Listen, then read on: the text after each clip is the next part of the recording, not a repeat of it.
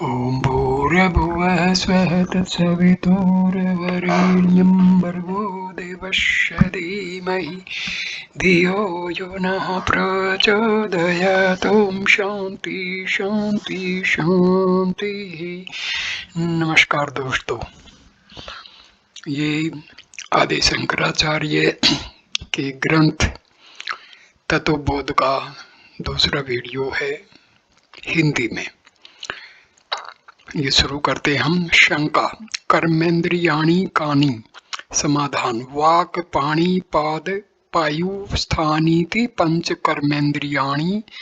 वाचो देवता वह्निः हस्तयोरिन्द्रं पादयो विष्णुः पायो मृतुः उपस्थः प्रजापतिरिति। कर्मेंद्रिय देवता वाचो विषयो भाषणं, पन्यो विषयो वस्तु ग्रहणं, पादयो विषयो गमनं, पायो विषयो मल्लत्याग, उपस्थस्य विषयानंदिति। अर्थ इसका।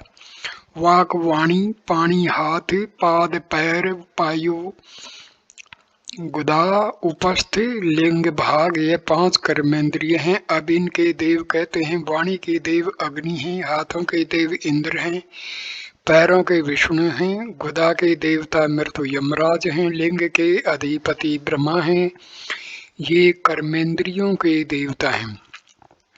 वाणी का कार्य बोलना, हाथों का कार्य वस्तु का ग्रहण करना, पैरों का कार्य चलना, गुदा का कार्य मल का त्याग करना, लिंग का कार्य आनंद करना, मैथुन से जो ज्ञात होता है। इस प्रकार से कर्मेंद्रियों के देव तथा उनका कार्य वर्णन किया।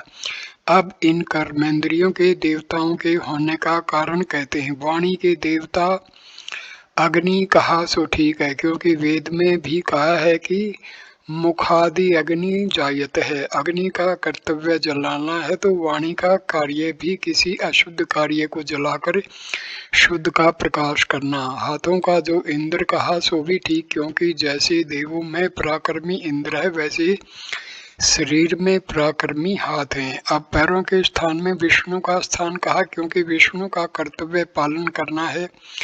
जो पालन करता है वह संपूर्ण दुखों का सामना करते हुए भी दुख नहीं मानता। वही हालत पैरों की है, क्योंकि इस शरीर के संपूर्ण बोझ को लादे रहने पर भी दुख प्रकट नहीं करते, क्योंकि इसमें तो विष्णु का निवास है। इसलिए ब्राह्मणों के चरणों में नमस्कार किया जाता है। एक तो विष्णु का निवास, दूसरे ये लोग इन्हीं पैरों से घूम घूम कर तीर्थों में भ्रमण कर जनता को धर्म मार्ग की तरफ ले जाते हैं। गुदा के जो मृत्यु यमराज कहा सो ठीक है, क्योंकि मृत्यु का कर्तव्य है कि जगत का संशोधन करना, तो गुदा का भी वही कार्य है, यानी शरीर की संपूर्ण बीमारियों को साफ करते रहना। इसके लिए वैद्य डॉक्टरों को पूछो कि अगर दस्त की कब्ज होने लगे तो कौन कौन सी बीमारियां अपना घर बना लेती। इसलिए गुदा का देव मृत्यु ठीक ही है, जैसा देव वैसा पुजारी। तथा जनेन्द्रिय का जो देव ब्रह्म का है सो भी ठीक है, क्योंकि सृष्टि का कर्ता ब्रह्मा तथा ब्रह्म का निवास कमल पर कहा है। वही हालत लिंगेंद्रिय की है, जो गर्भाशय रूपी कमल पर इसका निवास होता है, तो फिर कई रूपों से सृष्टि के करने में समर्थ होता है। जैसे कहा है प्रजापतिर्स्ते गर्भे इति श्रुतस्य। शंका। कारण शरीरम किम? अर्थात कारण शरीर किसे कहते हैं? समाधान। अनिर्वचनीय नाद विद्यारूपम शरीर द्वस्य कारण मात्रम सत्य स्वरूपाज्ञानम निर्विकल्प रूपम यदस्ति तत्कारण शरीरम। अर्थ है, नहीं हो सकता है निर्वाचन जिसका, अर्थात माया को सत्य कहें तो ज्ञान होने के बाद वह नष्ट न होनी चाहिए, अथवा उसे झूठी कहें तो संसार की उत्पत्ति उसके बगैर कैसे हुई, इत्यादि शंका होने पर कहते हैं कि जैसे रस्सी अंधेरे में होने से सर्प का भय होता है, परंतु प्रकाश से देखने पर वह सर्प का भय जाता रहता है, इसी प्रकार माया भी सत्य तथा मिथ्या रूप केवल अज्ञान रूपी अंधकार के रहते माया आश्रित मिथ्या जगत सत्य माना जाता है। ज्ञान रूपी प्रकाश होने पर रज्जु रूपी कल्पित सर्प का भय जाता रहता है, तथा तत्व स्वरूप और स्थूल तथा सूक्ष्म शरीर का कारण मात्र अर्थात बीज और निज स्वरूप का अज्ञान तथा निर्विकल्प रूप जो है वही कारण शरीर है। संख्या अवस्था त्रयम किम अर्थात तीनों अवस्था कौन सी हैं? समाधान जागृत स्वप्न सुषुप्त अवस्था अर्थात जागृत, दूसरा स्वप्न और तीसरा सुषुप्ति, ये तीन अवस्थाएं हैं।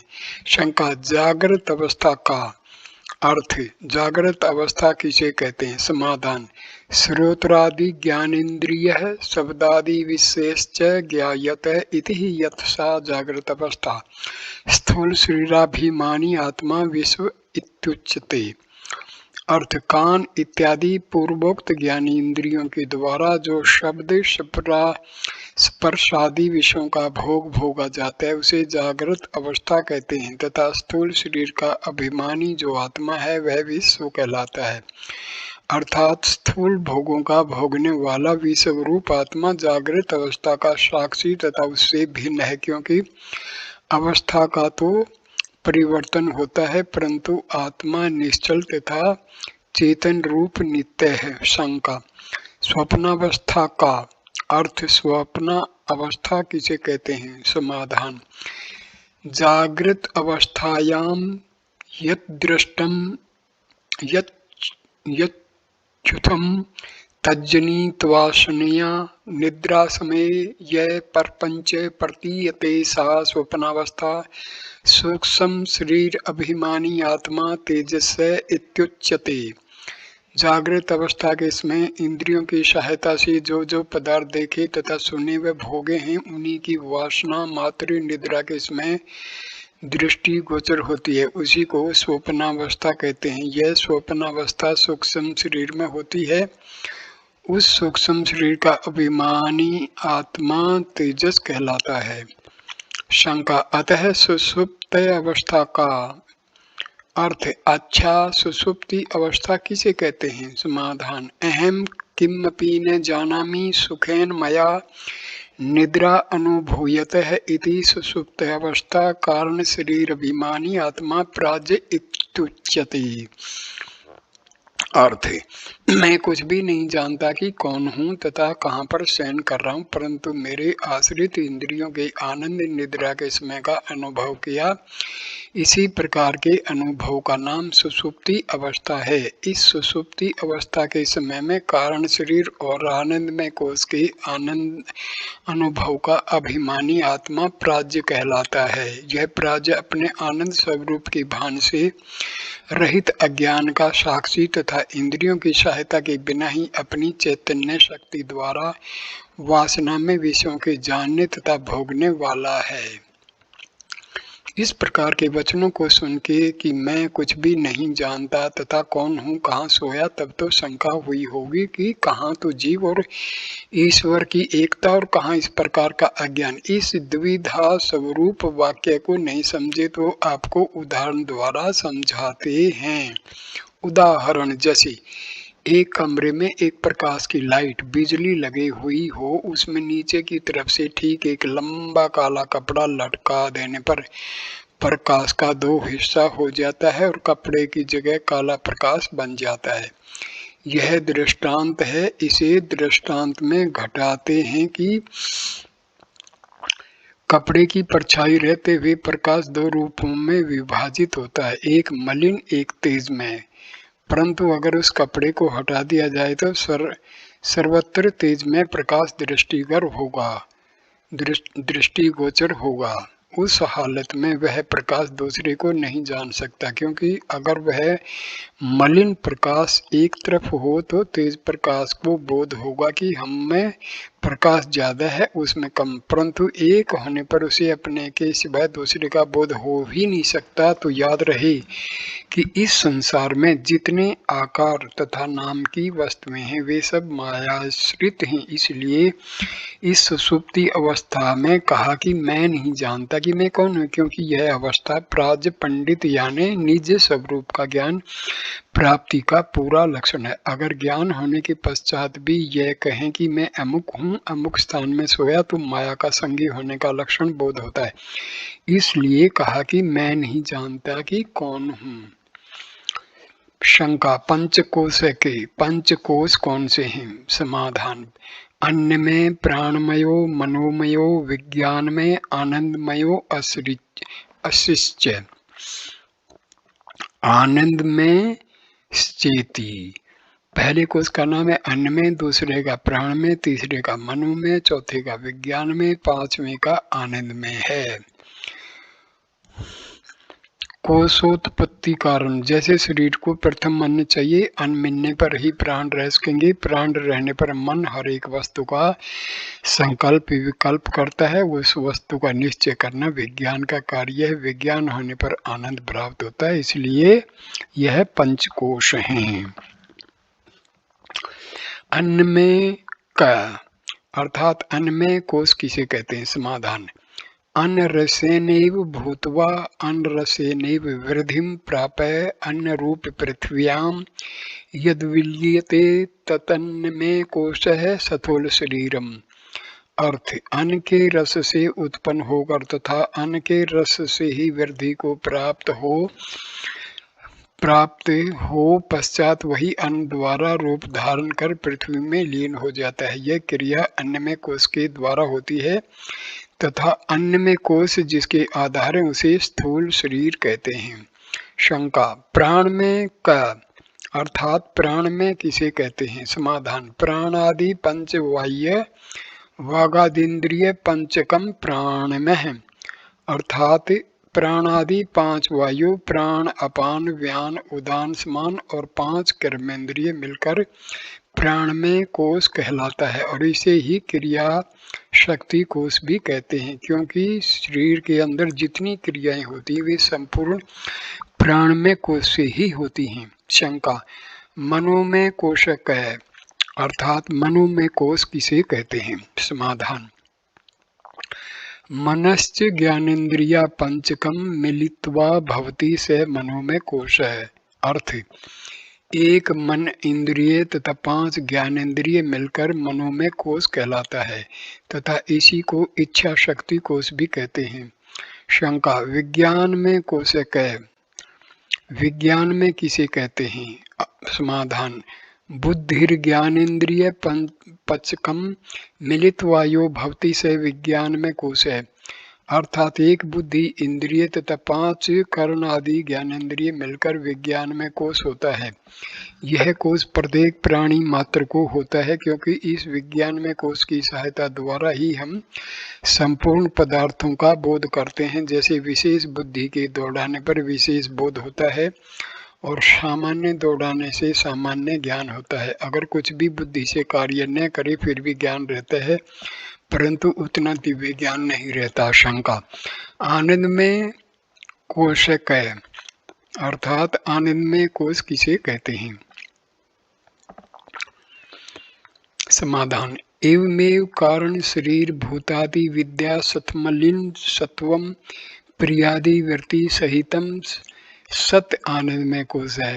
अर्थ, इसलिए यह जो कारण शरीर पंच महाभूत अविद्या स्वरूप है उसमें स्थित जो प्रियादि वृत्ति मलिन सत्व रजोगुण तमोगुण से तिरस्कृत सत्वगुण और प्रिय यानी इच्छा अनुकूल वस्तु के देखने से उत्पन्न हुआ सुख प्रिय कहलाता है और इच्छा के अनुसार वस्तु के प्राप्त होने से उत्पन्न हुआ जो सुख है उसे मोद कहते हैं तथा अभिष्ट वस्तु के भोगने से उत्पन्न हुआ जो सुख उसे प्रमोद कहते हैं।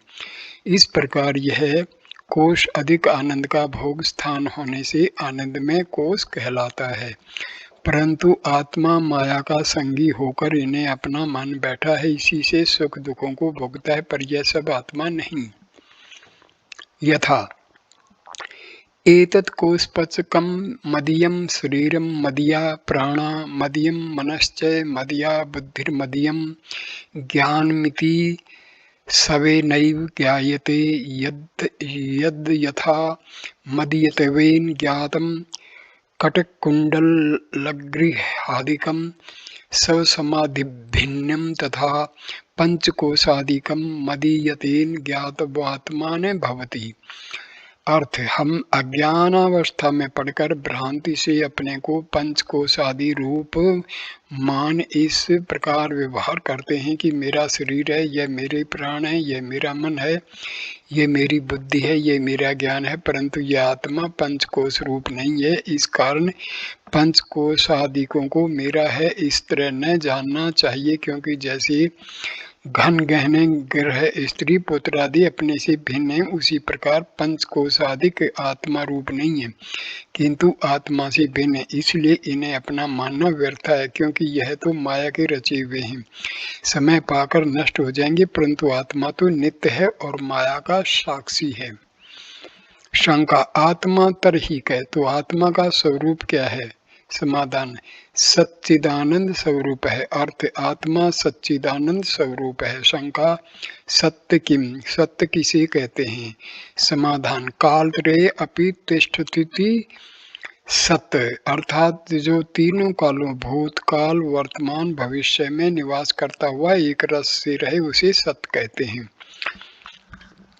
शंका, चित्त किम, अर्थ चित्त किसे कहते हैं? समाधान, ज्ञान स्वरूप, अर्थात जो ज्ञान स्वरूप हैं, जैसे घट पटादि पदार्थों का जानने वाला तथा अपना आधिपत्य जमाने वाला और चैतन्य स्वरूप, ऐसा साक्षात ज्ञान चित्त पदार्थ का लक्षण है।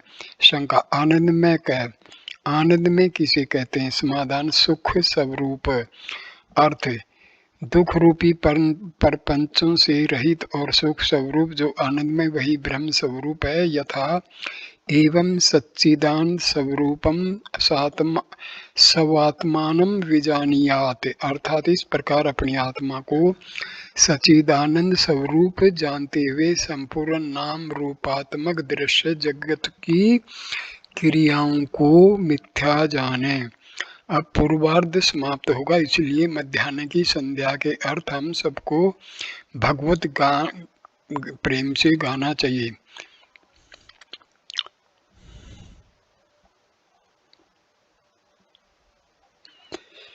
गाना, तुम ही घनश्याम राम, तुम ही बनवारी, तुम ही हो कच्छ मच्छ, तुम ही गिरधारी, विश्व रूप अपनो जानो, अपने में विश्व मान, तत्व पुष्प पंच ज्ञान, माया फुलवारी, इंद्रिय 10 बखान, पंच कर्म पंच ज्ञान, मस्तक में मन को ठान, बुद्धि विस्तारी, माया संग जीव हुए, जानते भेद दोए, भोगत है कर्म जोए, लिप्सा अति भारी, योगी जन करत ध्यान, मुनि सह करत ज्ञान, कामिनी को तिरछी तान छोड़ देवी हाय। अब इस विषय को थोड़ी देर के लिए बंद कर आराम करें, क्योंकि पूर्वार्ध में कोई किसी प्रकार की शंका समाधान पढ़ते सुनते चित्त उब गया होगा, परंतु इसके उत्तरार्ध में सृष्टि की उत्पत्ति तथा जीव ईश्वर का एक तव होकर भी किस प्रकार भिन्न प्रतीत होता है, तथा माया किसे कहते हैं, तथा कैसे निर्माण हुई, तथा शरीर को सुख दुख क्यों भोगना पड़ता है, इत्यादि का उल्लेख होगा। इसलिए यहाँ विश्राम करना ठीक है। ओम शांति शांति शांति।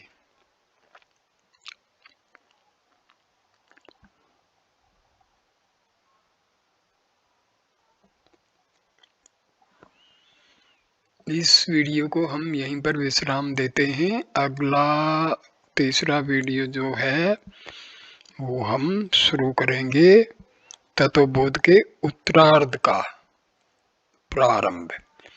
धन्यवाद दोस्तों ये वीडियो देखने के लिए। कृपा करके इस वीडियो को लाइक करना, कमेंट करना और शेयर करना, और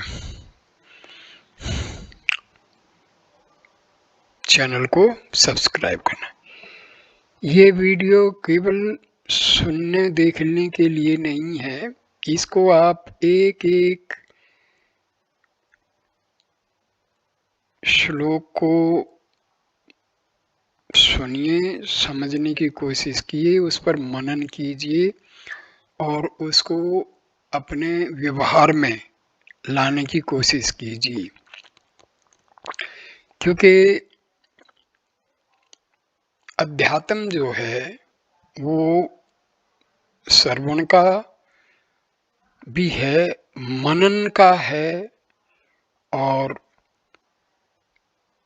इसमें मनन, कंटेम्पलेशन जिसको हम कहते हैं, वो बहुत ही ज़रूरी है, क्योंकि जब तक हम सुनी हुई बात का मनन नहीं करेंगे वो हमारे समझ में नहीं आएगी। इसलिए आप इन वीडियो को देखिए और बैठ के एकांत में आंख बंद करके ध्यान दीजिए कि ये जो भी सुना है इसका मतलब क्या है, तभी हमें इसका लाभ मिलेगा।